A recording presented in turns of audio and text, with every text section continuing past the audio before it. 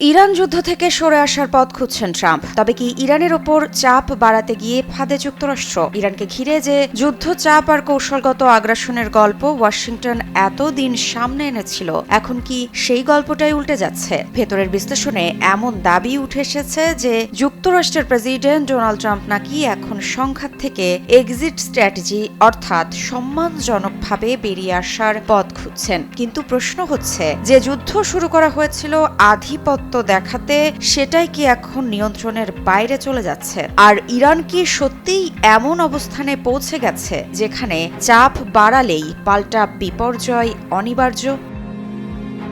মার্কিন রাজনীতির কেন্দ্র ওয়াশিংটন এখন এক নতুন প্রশ্নে উত্তপ্ত। ইরানকে ঘিরে চলমান সংঘাত কি আদৌ জয়ের পথে আছে, নাকি যুক্তরাষ্ট্র ধীরে ধীরে সেখান থেকে বেরিয়ে আসার রাস্তা খুঁজছে? ওয়াশিংটন ভিত্তিক think tank Quincy Institute for Responsible Statecraft এর ভাইস প্রেসিডেন্ট তিত্রা পার্সি এক বিশ্লেষণে দাবি করেছেন, মার্কিন প্রেসিডেন্ট ডোনাল্ড ট্রাম্প এখন ইরানের বিরুদ্ধে চলমান কৌশলগত সংঘাত থেকে এক্সিট স্ট্র্যাটেজি খুঁজছেন। কারণ যুদ্ধটি যে ফল দেবে বলে আশা করা হয়েছিল, বাস্তবতা তার থেকে অনেকটাই আলাদা।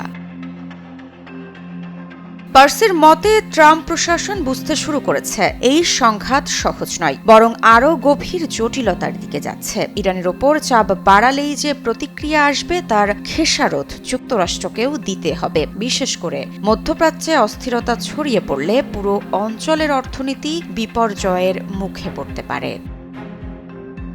বিশ্লেষণে আরও বলা হয়েছে, ইরান ইতোমধ্যে পাল্টা আঘাতের সক্ষমতা প্রদর্শন করেছে। তারা এমন কৌশলগত অবস্থানে পৌঁছেছে যেখানে সংঘাত বাড়লে পারস্য উপসাগরের বাণিজ্য ও তেল সরবরাহ মারাত্মকভাবে বাধাগ্রস্ত হতে পারে, যার সরাসরি প্রভাব পড়বে বৈশ্বিক অর্থনীতিতে, এমনকি মার্কিন অর্থনীতিতেও।